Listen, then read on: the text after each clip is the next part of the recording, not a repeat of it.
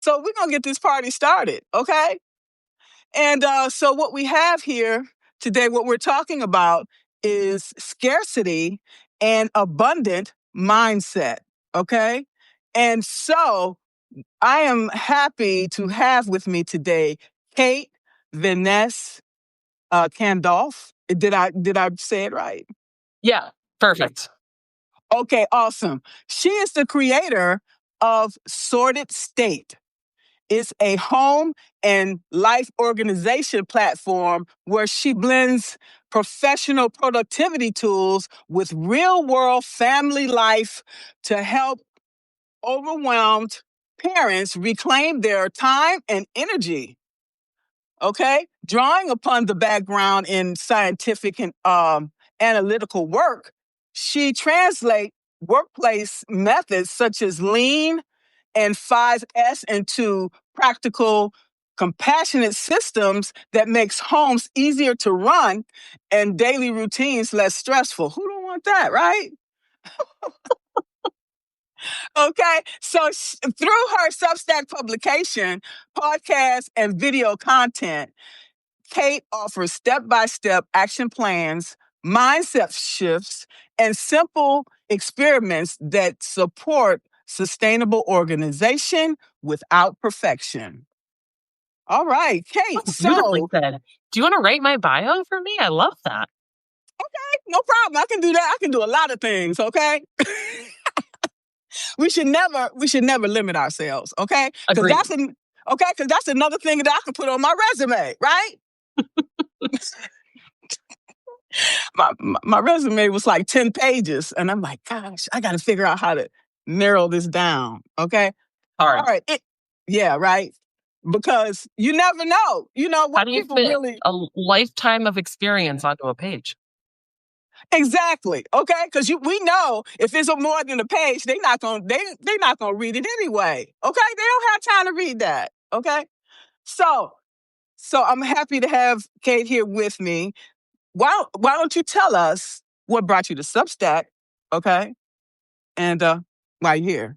Yeah, so I guess so my business Sorted State is two parts, right? So I have the digital media arm, but then I have what I do most of my time, which is in person, both at home as well as small businesses, productivity and organization. So it's really, kind of like I say, like, what am I about? And what I'm about is time is our most finite resource. We can't get more of it. Right. And what I want to give people really is time back. And I do that through systemic development of optimized processes. And I think it turns a little like people off a little bit. Like, well, I don't really need to have my home optimized. It doesn't need to be perfect. And I want to stress people, actually, that's not what we're striving for, right? What I'm striving for is to help you understand what is good enough and where can you automate so that you get to spend more time playing with your kids. And like, I don't want people to feel like, this is not about perfectly labeled bamboo jars. This is about, like, how can you stop doing so much work at your house and start living your life? Right? Because we have so many demands on us at work. So by the Yep. time you get home, you're exhausted. You don't even want to even prepare the meal. Okay? Yeah. Much less hear any back talk. Yeah. Well, it's preparing the meal, but it's also cleaning up from the meal. And it's grocery shopping for the meal. And like, how can we take that whole process and just make it less painful? Well, break it down for us and let us know. Well, I will actually, through the scope of abundance mindset, I have a little bit to talk about that. But why we're here today is because I want to kind of talk to everybody about it. It's a little bit of maybe an underground topic. People talk about it sometimes, but it's this like scarcity mindset versus abundance mindset. And kind of the three like things that I want to try to work through today are that, like, what is it really at its core? And like, what has caused us to have the scarcity mindset? How it impacts us at work and at home, and what we can do about it. Like real practical things, not cerebral, like just be grateful. Like, what are actual steps that we can take to help us build and flex our abundance mindset muscles? Okay. Inquiry minds want to know. Okay. All right. So should we dig into it? Peel back the Dig onion? in. Peel back the Yes. onion?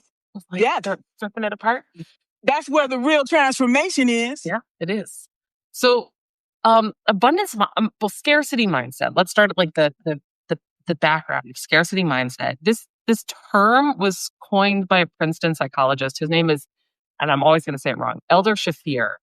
And he really was the pioneer of writing about what the scarcity mindset is. And it kind of comes from two things. Well, first is evolutionary biology, and then the second is our own personal experiences. So if we talk about like our evolution, and I don't mean, when I'm talking about evolution, I mean it from that like impacts to a population based on the fitness of individuals. So this is my biologist brain talking. Okay. So we have 10,000 years ago, no one was worried about their 401k. No one was worried about, how to meet their next career goals. It was things like, how do I prevent someone from stealing all the food I have? And how do I make sure that I'm warm enough to survive until tomorrow? So that scarcity mindset is really so hardwired into our DNA and biology, because the individuals who were good at it, the individuals who understood really like that resources were limited, I need to obtain and hold on to them as best as I can. Those were the individuals that survived, and they passed on that ability in both their DNA as well as in their teachings to their children. And that evolutionary biology is in such contrast to modern society. And we can't evolve fast enough to catch up to today's abundance consumer society. And Yeah, so, right. yeah, we are like a game of chess, a chessboard with pieces trying to compete in a computer video game world. And we can't, right? We don't have the tools. The capacity. Yeah, we don't like innately, right? So all Right. of this stuff that we do is our default wire is scarcity. Resources are limited. I have to obtain them and hoard them to the best of my ability. And we really have that like extreme focus on the immediate problems that we need to solve. Like humans are not good. And we know this. We're not good at understanding, how do I fix problems 5 years in the future? We can't. Exactly. Like, I mean, Margaret, how good are you at anticipating really what's going to happen in 5 years? I mean, I'm good, but not that good. I'm not that good. Okay, it's really hard to predict. However, sometimes we can see into the future, okay, by paying attention to our inner compass. Okay, Yes. your Well, inner compass. Go ahead. we can see into the future, but it's a risk assessment, right? That's what we're doing. Yes, yes. We're doing that every day. We have to. Okay. Yeah. If I take this road, okay, because you look on the weather and it'll say, okay, it's an accident down that road, and you got to go that way. So what do you do instead? Okay. Yeah. Yeah. I mean, there's lots of Go ahead. ways that we can like think about how we assess the future. And we all also bring our individual histories into the way we think about scarcity as well. So, like at work, you may have been in a position, or someone else on this call may have been in a position where you had to compete against your coworkers for end of year bonus. That was always the case. Yeah. That's why I always got up early, and that's why I always did more than everybody else. Okay? Because it still wasn't no guarantee. It still wasn't no guarantee that I was going to get it, but I was going to be in a better position than anyone else because I have an A personality, and it's nobody going to beat me. Okay? Yeah. If I have to get up at 3, I'll get up at 3. So that cultivated your scarcity mindset, right? Like that is a big player in how you view scarcity. Well, that came from my childhood. I was taught that. Yeah. From where I came from, you fight, you're loud, you have to be unapologetic, if you want to get anywhere in this world, okay? Yeah. Because you're constantly competing against everybody, and I was also competing against myself, okay? Because myself would say, do this, and the other side of me say, no, don't do that. So I'm constantly fighting within myself. Should I do this? Should I do that? So when you get tired, I'm just like Nike. I just do it. Just like, okay, which decision? You can't keep being indecisive. You have to make a decision and roll with it. Just like that flow chart. Okay, when you get to that end of that road, you're gonna have to go left or right. You can't go straight, and it's no going back either. I'm not going back. So you got to make a quick decision. Yeah, and it's hard, right? Like it's hard to know what the outcomes are going to be, and I think there's also that. There's so many elements that go into the way that we think about this scarcity of resources too. Like people have experienced, and I was one of them. During COVID, there was an infant formula shortage, and like those things that happen to you really determine how you're going to react to certain situations and certain stimuli. You are so right. But what I try to do before I act is to take a deep breath, because I am impulsive. Okay. Yeah. And if I don't take that breath, Mel Robbins said 5 seconds, right? That can be the decision between life and death. But if you make the wrong decision based on emotions, don't make decisions based on emotions. Wait until you've calmed down, came to reason, and then decide. Right? Yeah, well, and that's a big part of this idea of scarcity mindset, right? Is that it's fear driven. So you're afraid that a resource is limited, and then you have this anxiety induced desire to obtain that resource, and then you kind of tunnel in on this, and it becomes impulsive, right? Like it really colors the way that you view the decision you're making, and it becomes entirely emotional. True. So that's why it's best, before you take that step, why am I doing this? What is it going to serve? What are the ramifications of this decision? I'll go all the way down the rabbit hole, and sometimes you still can't decide. Yeah. Okay. Well, I will say there's part of that too, which is again, like when you're stuck in this scarcity mindset loop, you have such a mental bandwidth tax. There's so much decision fatigue that you're going through on a daily basis to try to overcome these emotional situations. It's like if you are on a diet and you have had a day of taxing meetings and you're finally out to dinner with your spouse or partner or friends, are you going to say no to the dessert menu? No. I'm going to ask for that first. Yeah.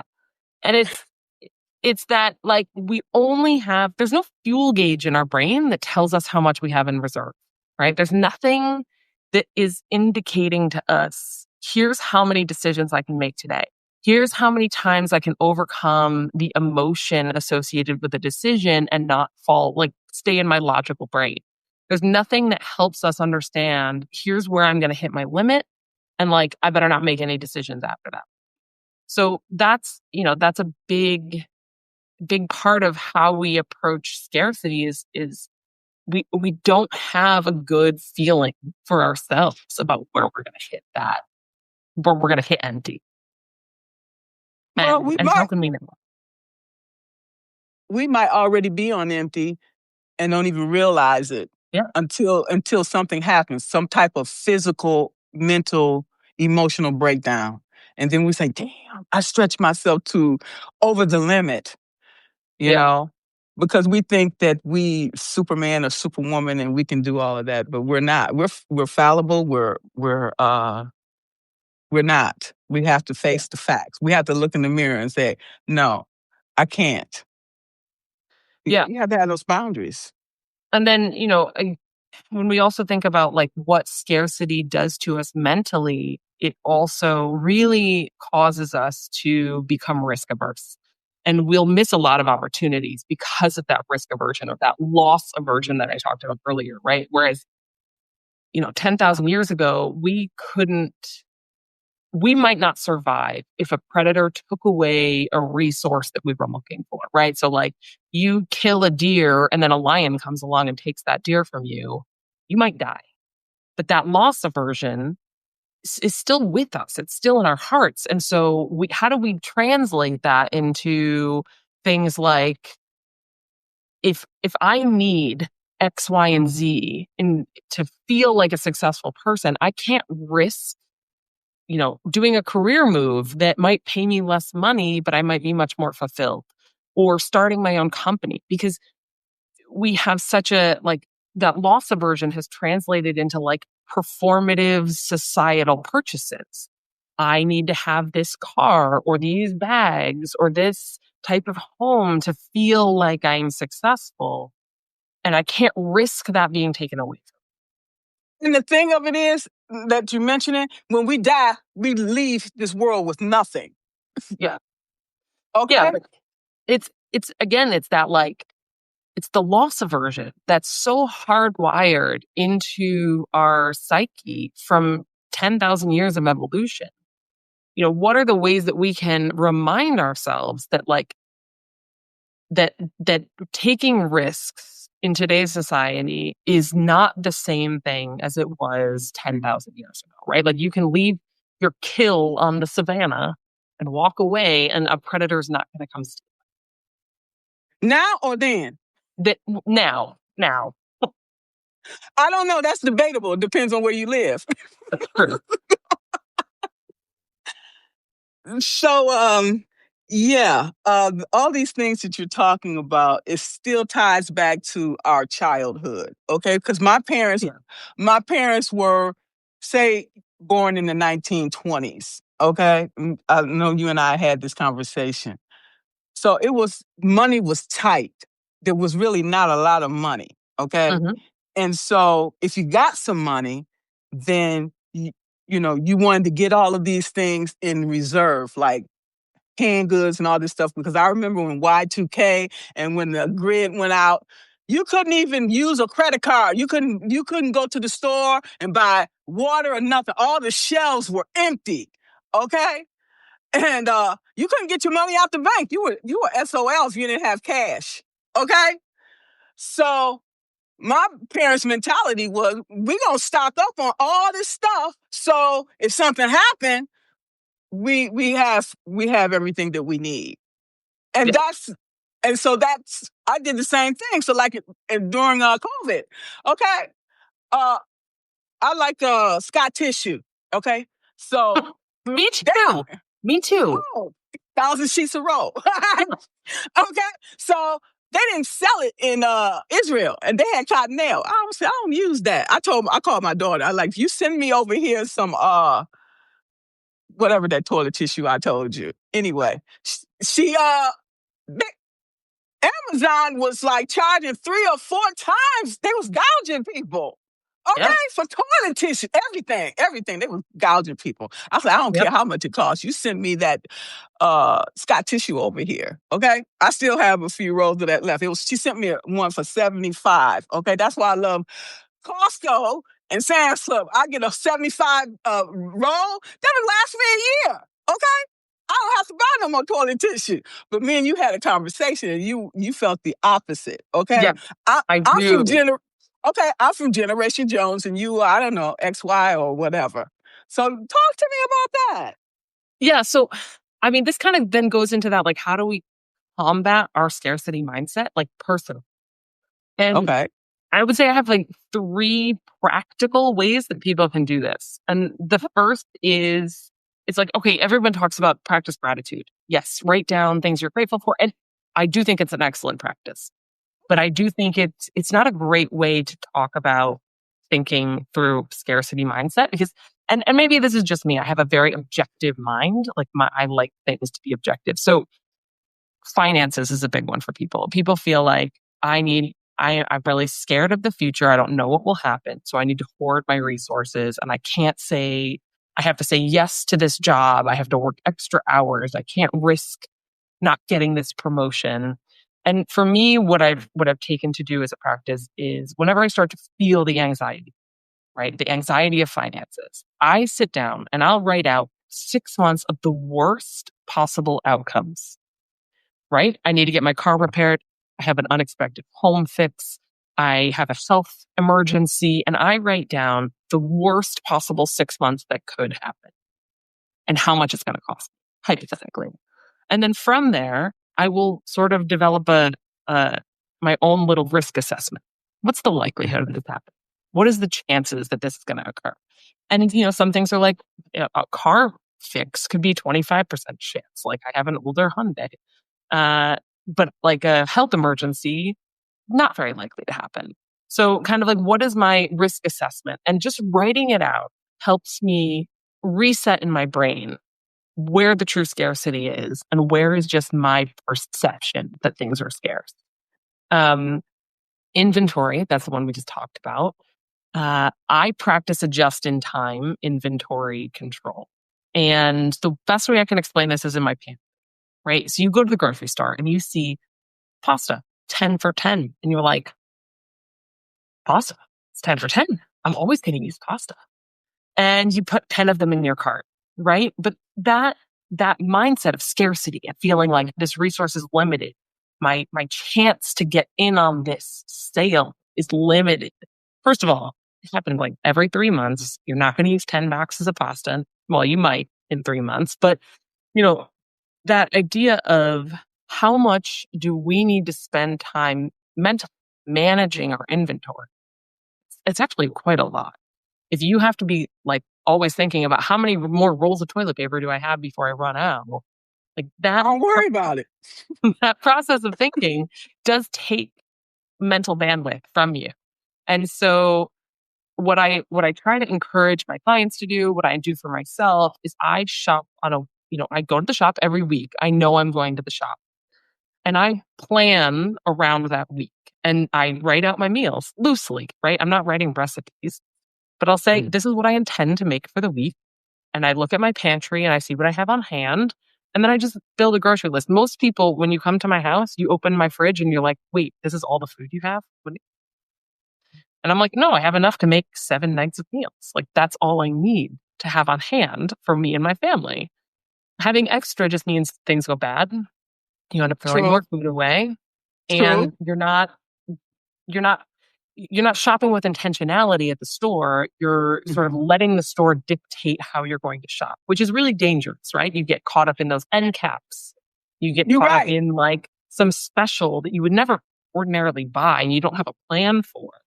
That's why I don't go to the store hungry, because I always, okay? Yeah. Well, and I will also say, going to the store hungry is your scarcity mindset of your stomach overriding the logical part of your brain.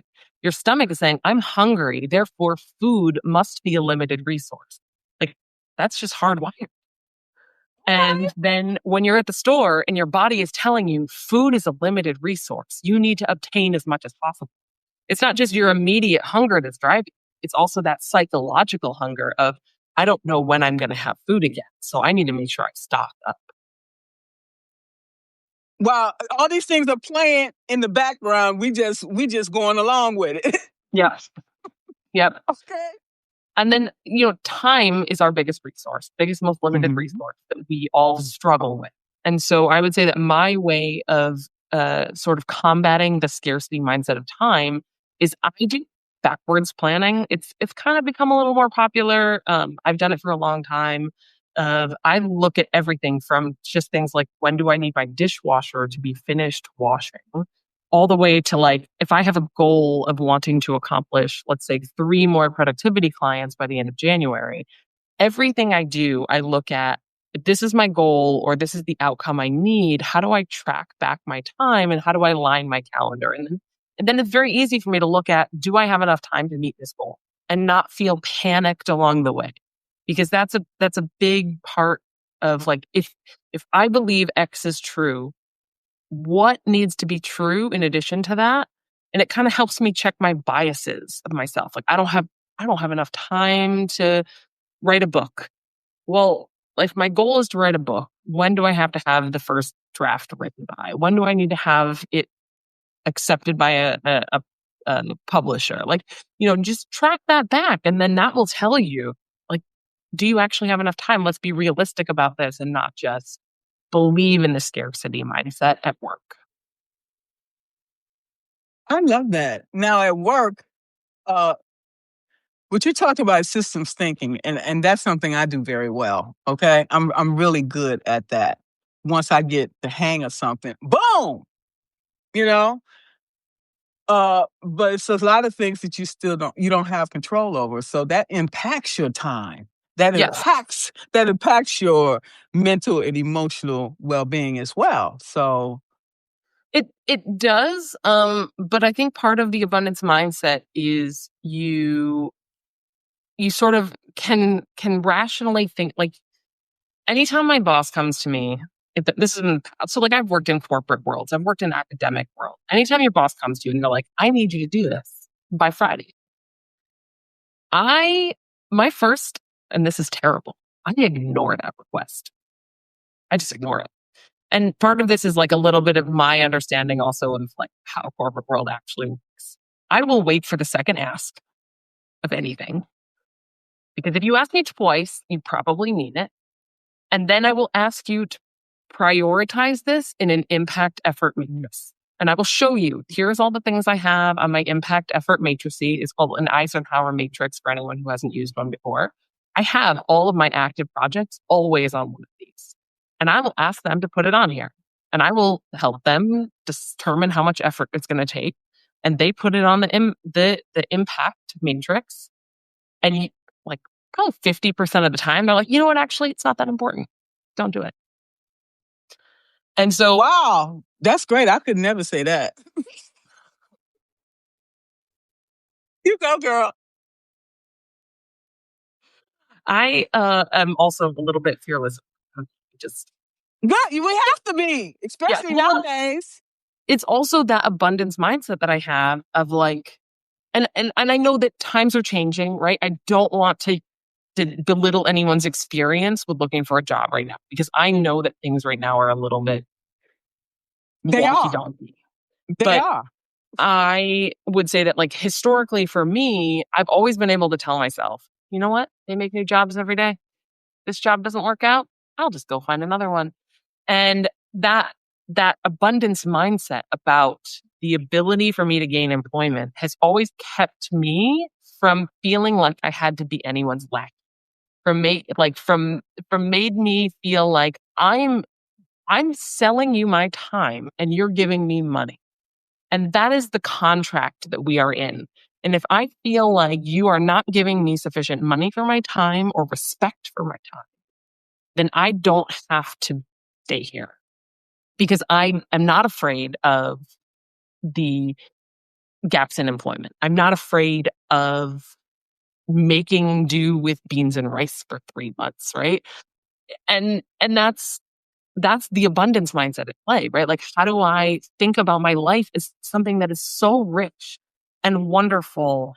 And like, even in moments of like terrifying situations of not having a job or not being sure where I'm going to live in a few months, like, even in those moments, feeling like I'm so lucky and I have so much opportunity around me. And like, even if I have to go get a job bagging groceries for a few weeks to make ends meet, that's fine. Like, I'm not too proud. And I've done crazy jobs. Like, I've mowed lawns. I've worked at West Elm.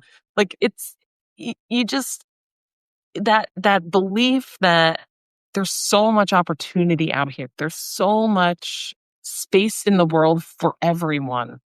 Feeling like the pie is not a limited resource that we have to make ever increasingly small slices of. We just make a bigger pie. And actually, it's an interesting time that we're in too, because abundance mindset at the federal, like the government level, has kind of taken off. Ezra Klein and Derek Thompson wrote a book this past year about abundance at the government level, and like how we need to think about an abundance mindset as a society is really awesome. since you talked about the government, I worked for the government for I know. 39 years. So I always had the abundant mindset when I went to work for them because I knew what my potential was. I knew that nobody could touch me at work. Okay. They just couldn't. So I never worried about that. And it's one of the reasons why I moved 8 times because I wasn't going to settle for what the crumbs that you were trying to give me. I felt I was way better than that. Okay. Even though I was never able to break through the glass ceiling. Okay. It is what it is. I still get a comparable retirement regardless. And it's nothing preventing me from going higher in my business. Okay. So you stopped me here, but I'm here and I'm on an upward trajectory. Yeah. Okay. Like so I went from a GS 4 temporary all the way up to a GS 12, making $130,000 a year, starting off at $12,000. I think I did really well considering. But if I had stayed in the place where I grew up, I wouldn't have never amounted to where I am today. Okay. You have to be willing to move. You have to be willing to take risks. You have to be willing to be uncomfortable to get to where you want to go. Because how else you going to get it? Not unless you were born with a silver spoon in your mouth. Okay. That's different. But per people like me, we had to work hard, 10 times harder than anybody else. And still you fell short. But I still made it anyway. Okay. Yeah. And I like what you said. Now, as far as with the scarcity mindset, I would say that was based on relationships. I didn't take much stock in that because of the abusive childhood that I came from. I always never felt good enough. Okay, because that's what I was always told, and I was always told, okay, you're gonna be crazy like your mother. Okay, all right.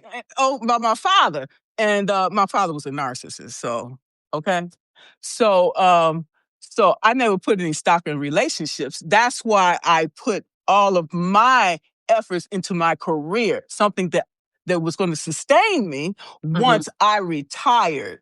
Okay. And do you feel like it's because it was something you always had, you could control? You were in control. Yes, I am a control freak. I'm not going to lie, because all my life I never had control over anything and always had to fulfill other people's expectations. Okay, so yes, here we are today. Okay, so now I'm trying to reconcile and bring all these things together. Okay, and so I can maintain this abundant mindset with Abundant mindset. with my business, okay? Because a lot of things is going to go to crap.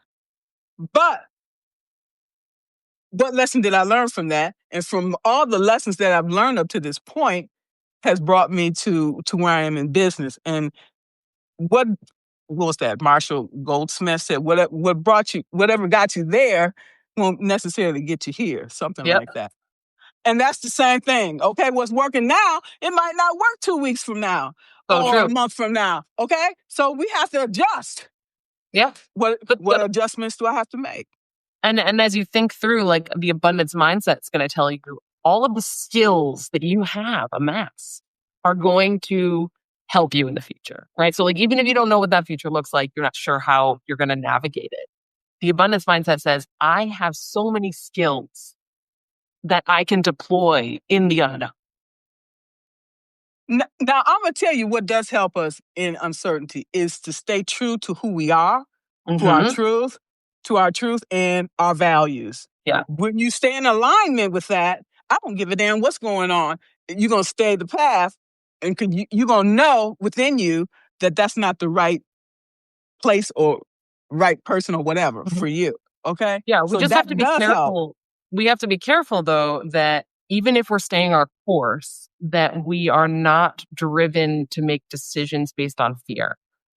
Because that is always a big, like, you can be like, I am going to stay true to who I am, but I'm going to make this decision based on, like, the fear emotion, especially the fear with limited resources, that can make our thinking so much smaller, right? Like if we're afraid of losing, if we're afraid of the risk, the decisions that we make are so much more narrow, and they might still be true to who we are, but they might not be the most that we can be.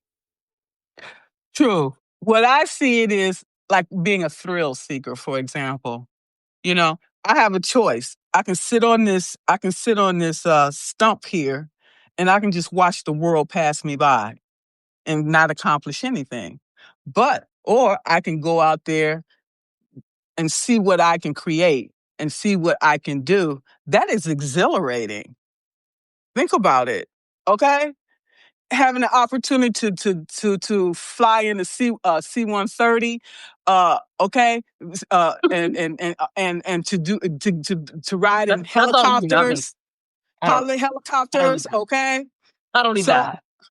I'm just saying it's exhilarating to be able to sit back and say I've experienced all of these things that if I hadn't stepped out there, okay, took a leap of faith, I wouldn't have never known.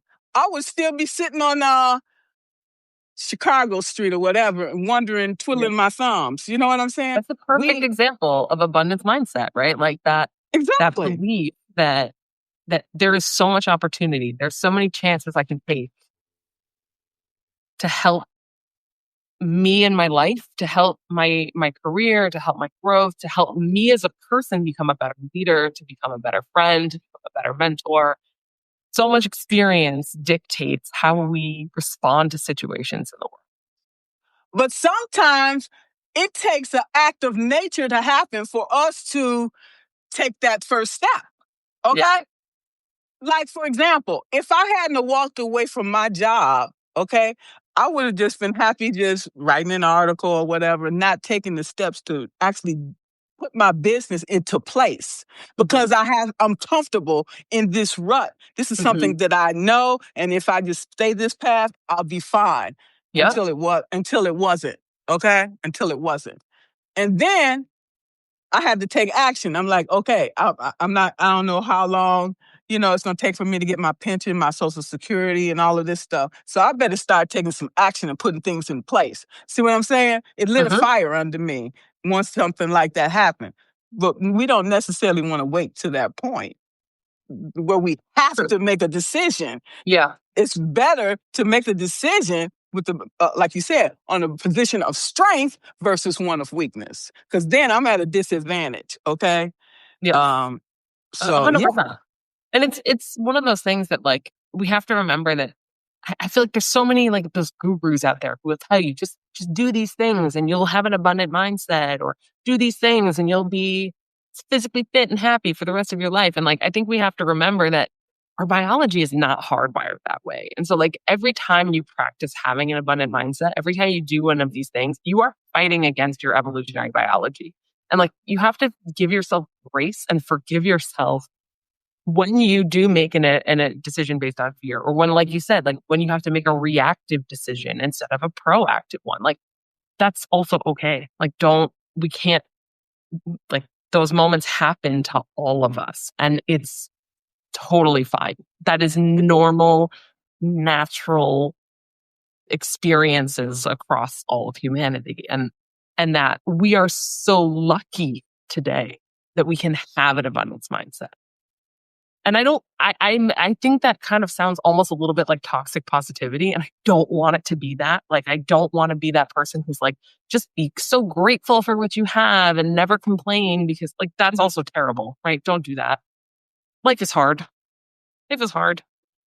But grateful, but I still complain. I still will say, yeah, you have to get it out, Me too. But it's that I also like, I recognize how amazing it is that we live here and now.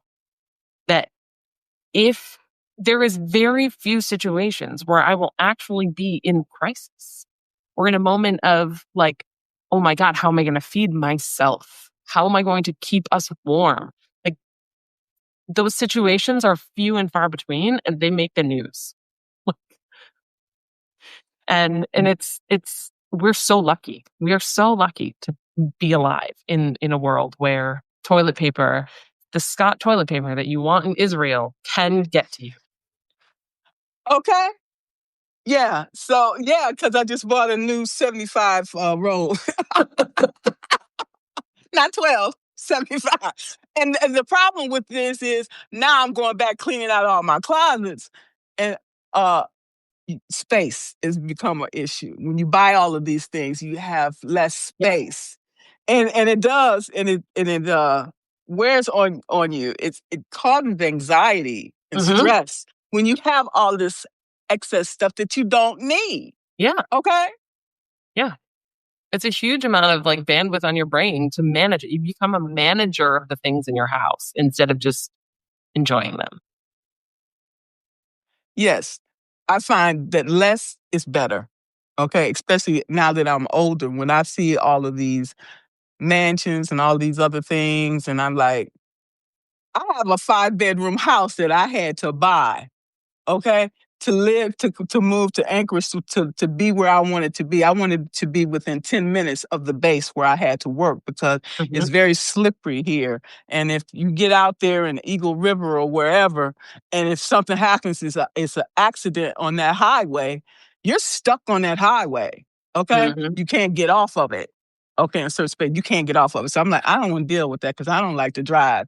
So, what was my point I was trying to make? Oh yeah, so I bought this five, and it's weighing on me, and I didn't want it. Okay, Yeah. I've had some people come to me say they want to rent, but then they don't fill out the security information. I'm not going to rent to you without you giving me a clearance. Okay, that your finances is good. Okay. Yeah. I'd rather just keep it empty, but it's causing me a lot of anxiety with this, with all this space I don't need. Yeah, okay? it's hard. And a lot of people, Yes. I think this is something I feel very passionate about, right? Is how often do we make purchases based on the performative nature or the visuals of having made that purchase? And how often are we overbuying or buying things we don't need because we want everyone to see us a certain way? And it's now more than ever, right? Our lives are online, they're very visible. And you buy something that you think is going to make you look good to other people more than what you actually need or how, like, I mean, we just bought a new house and it's the biggest house I've ever owned. And it's 1,700 square feet, which I think most people would be like, oh, you live in a small house. And I'm like, this house is huge compared to what I'm used to. I'm coming from 750. So like, this is massive. I don't even know what to do with all this. It's like it, and I think it's a little bit of like, I'm not on social media. I'm on Substack now and LinkedIn. But other than that, I stopped following anybody on social media about 5 years ago because it was giving me so much purchasing and performance anxiety of like my vacations, my purchases, my home, my wardrobe, my restaurants, like all of that felt like it was a show. And it was so stressful for me. I felt like I never had enough and I was never enough. And that is a big part of like who I am now is I truly believe in like flexing my abundance mindset muscle, my refusal to perform for the sake of performance, my idea that like function is more important than form, and that I just don't need so much stuff. I don't need it. I'm learning all this now because I was of the mindset that, okay, my parents was frugal or whatever. And, so if I want something, I'm going to get it. I was like instant gratification because I had to go without a lot of different things and all the things. Yeah. So I'm going to treat myself, but that can cause a problem too. Okay. If we're not careful, we can run ourselves into the ground with that and leave us financially bankrupt in a lot of different ways. And emotionally, like it doesn't help us. It doesn't actually help us deal with the trauma from our childhood. No, it doesn't. It's just, it's like a Band-Aid. Just rip it off. Okay, yeah. I don't know. I don't know what to say about that because we're all trying to get through something. If it's not for our childhood, it's something that we're dealing with now. So it's like We just have to breathe. Okay. And so growing up in the Baptist church, gratitude was something that got me through all of these difficult times. Okay. If it wasn't for gratitude, I wouldn't be here today. For real. Things was really bad. So we have to have that, even then, we still have to have that abundance mindset, because otherwise we're defeated and we're just going to continue. It's like quicksand. It's a You spiral. know? It's a doomsday spiral of like, just that fear and anxiety and the like reaction to it just brings us right down. Yeah, and we're paralyzed. It's called analysis paralysis. I mean, it's just like, yeah, it's horrible. So I try to stay positive. Staying positive helps with the abundant mindset. Okay, you can't have an abundant mindset being negative. Okay, I don't know. I do. I'm very negative, and I still have an abundance mindset. okay, all right. So I don't think they dictate each other. okay, talk to me about that.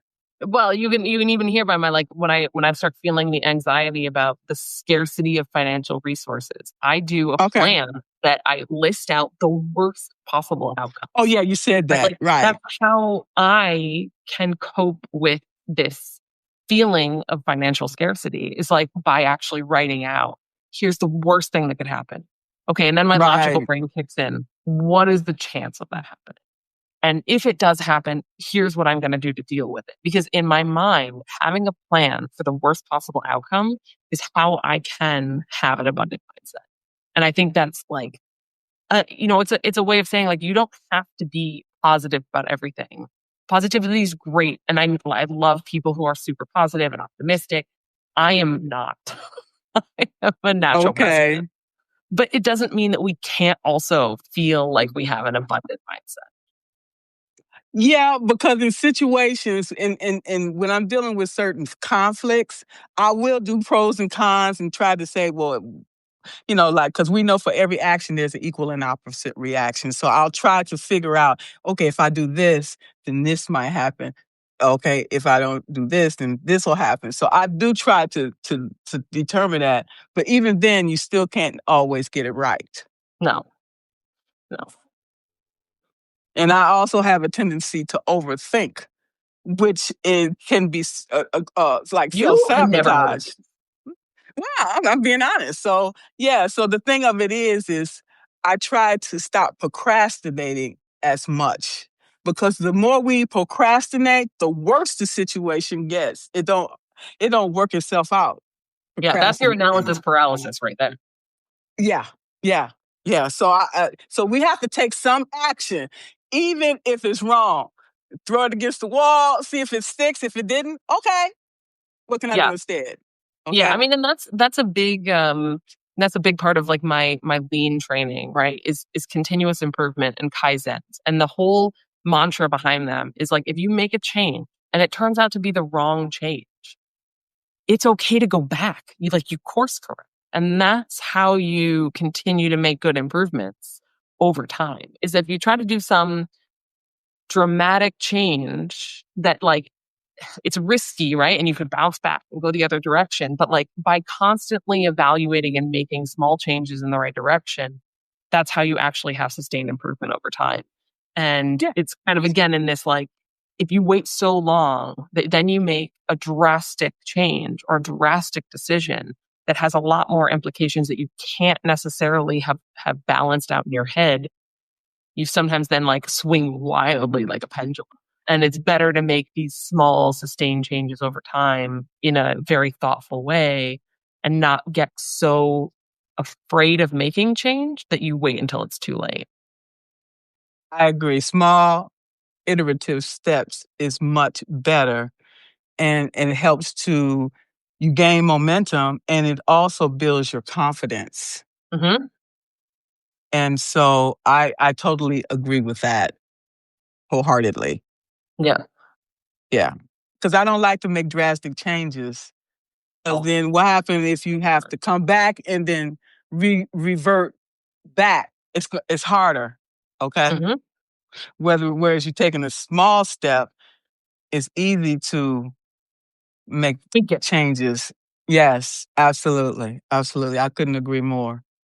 This has been amazing conversation. I want to see if anybody has any comments or questions for us today. I try to always be thinking about this. Like I say, I'm not very good as far as with personal relationships, but nevertheless, as far as teamwork and